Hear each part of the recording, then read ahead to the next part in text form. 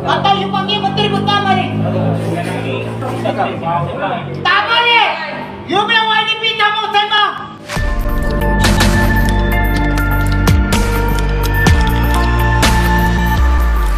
Tidak berpuas hati terhadap pengurusan Majlis Perbandaran Teluk Intan MPTI menyebabkan seorang lelaki nekat memecahkan pintu kaca utama di pejabat pihak berkuasa tempatan PBT itu semalam. Ketua Polis Daerah Teluk Intan, Asisten Komisioner Dr. Bakri Zainal Abidin berkata pihaknya terkesan satu video yang tular memaparkan kejadian amukan lelaki berusia 63 tahun itu yang berlaku sekitar jam 10.15 pagi semalam. Menurutnya, ketika pihak polis tiba di lokasi, suspek sudah ditahan oleh kaki tangan MPTI. Hasil siasatan mendapati suspek ke lokasi menaiki motosikal dan meletakkannya di hadapan bangunan MPTI. Suspek kemudiannya membawa sebatang tukul besi lalu memecahkan kedua-dua pintu kaca utama bangunan tersebut.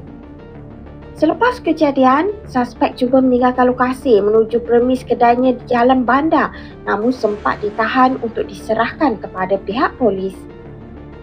Hasil keterangan, suspek menyatakan ketidakpuasan hati terhadap tindakan MPTI yang memasang kemah di hadapan kedai jam yang diusahakannya semasa sambutan perayaan Citra Purnami setiap tahun. Menurutnya, suspek mendakwa pemasangan kemah itu telah menghalang pemandangan pelanggan untuk melihat kedai membaiki jam yang diusahakan suspek. Suspek mengatakan sudah membuat beberapa aduan kepada MPTI serta laporan polis sebelum itu, namun tiada tindakan diambil sehingga menyebabkan dia bertindak sedemikian dengan memecahkan pintu kaca. Difahamkan sebatang tukul besi yang digunakan suspek telah dirampas sebagai barang kes dengan suspek kini ditahan di lokap Balai Polis Teluk Intan dan akan menjalani proses permohonan reman pada pagi ini. Kes disiasat mengikut Seksyen 427 Kanun Keseksaan kerana khianat harta benda awam.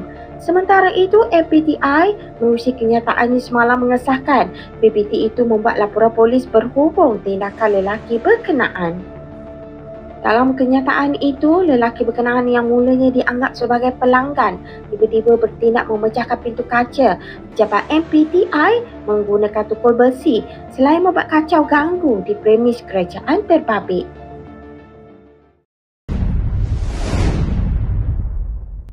Nombor satu boleh. Tak, kecil macam ni you tengok saya. Jangan you panggil sama YDP. Saya boleh, tapi saya panggil you pun tertib sama saya. You pun tertib juga. Bila tertib? Sekarang? Pegang saya muka. Itu ayah hati saya yang menjaga. Bukan you punya. Ha? Tahu apa ya? Tidak tahu. Semua you cakap suruh YDP juga saya. Saya tahu you bercerita. Atau you panggil Menteri Pertama ni? Tak boleh! You punya YDP tak mau sembang. Dia cakap mari sembang, dia mari sembang kedai. Dia cakap saya. Okey, saya cakap. Saya cakap sama elok. Jangan Saya suruh, saya berhenti. Saya minta maaf.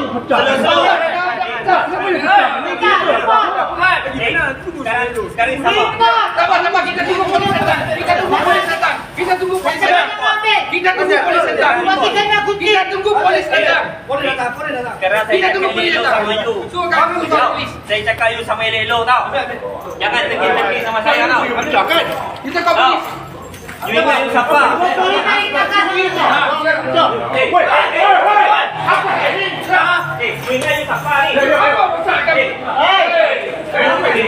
Saya tahu.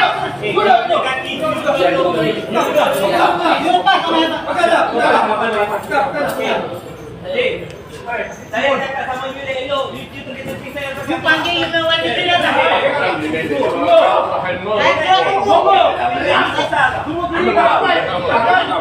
Dia besar. Tengok saya punya muka. You ingat you besar tak? Dia cakap macam mana?